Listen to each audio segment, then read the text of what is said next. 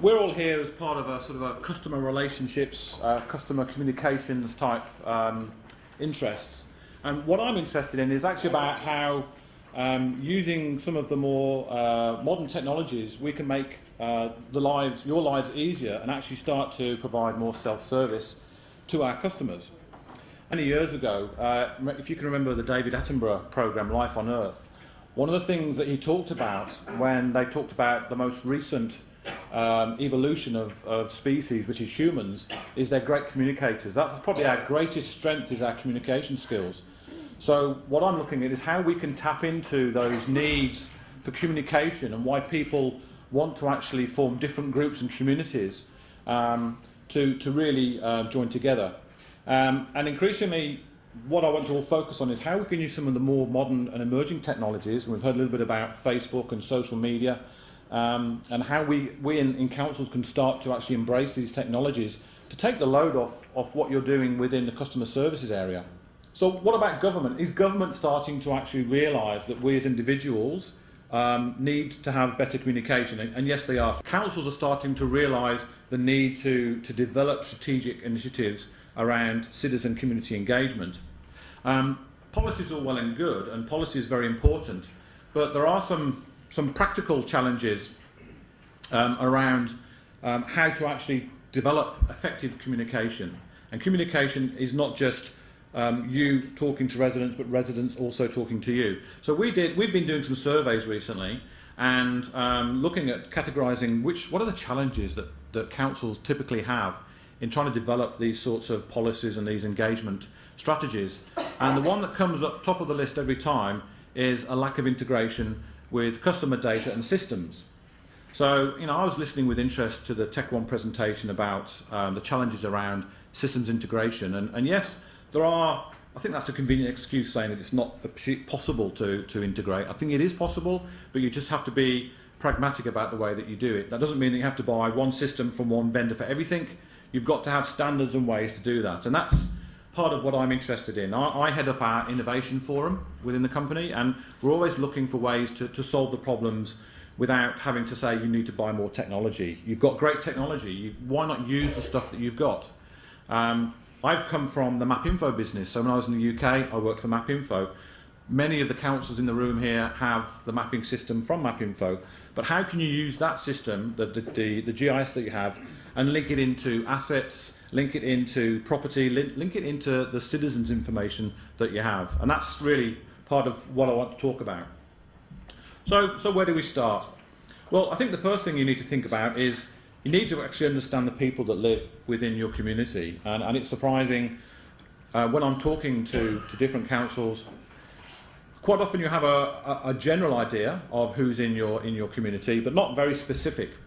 And I want to sort of bring in some experience that we've had within the commercial world of why they get very specific and start to understand their customers. Because the better you understand the customer and what they're interested in, then they'll start to listen, and you'll start to have a dialogue with them, and you'll be able to essentially solve their problems for them.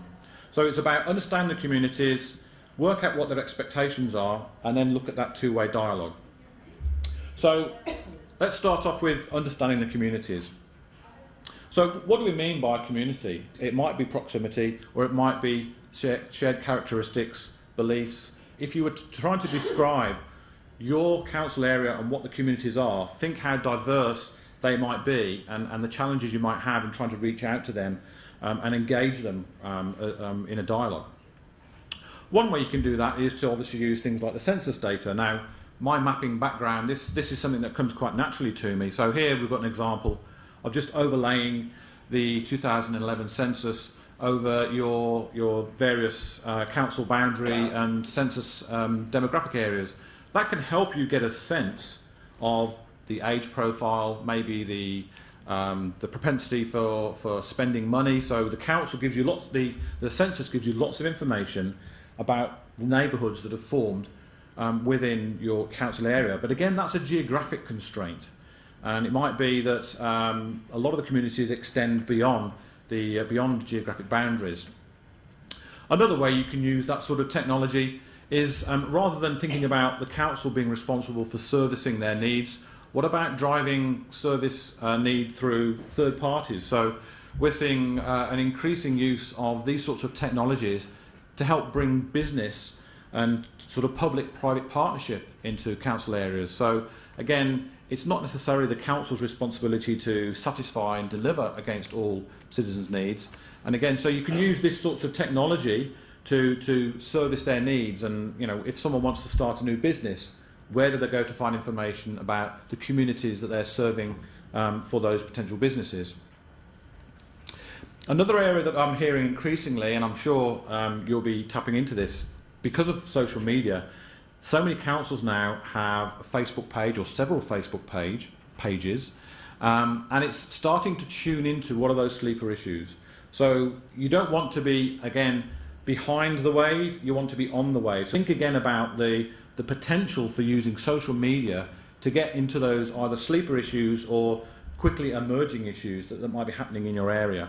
The challenge there is how do you actually manage that wealth of data that's flowing through these sorts of channels. The other area to start to focus more, and I'm seeing this increasing within councils, is the creation of forums. So social media is very good at creating forums. You have friend groups.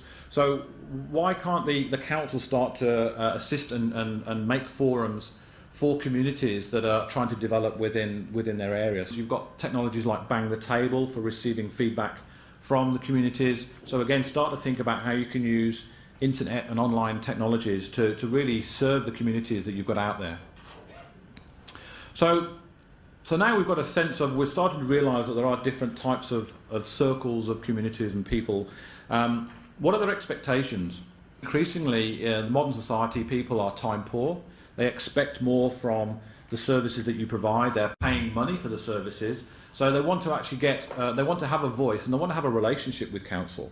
And I think that's come over from the commercial world as now. I think people expect more from not just the commercial world, but also from the public sector. Why not start to think about signing up and having an account with the council so you can be notified of the things that interest you, whether that is to do with flood notifications, child groups, it might be events that are happening in school holidays. These are the sorts of technologies that, like here, you can see it's going to the phone, you can send an email, or you can go and take it to the council website. But start thinking about how to use the social media and these devices in everyone's pockets to actually take the pressure off the customer services people and basically better inform the citizens about what's going on and allow them to inform you about what they're interested in.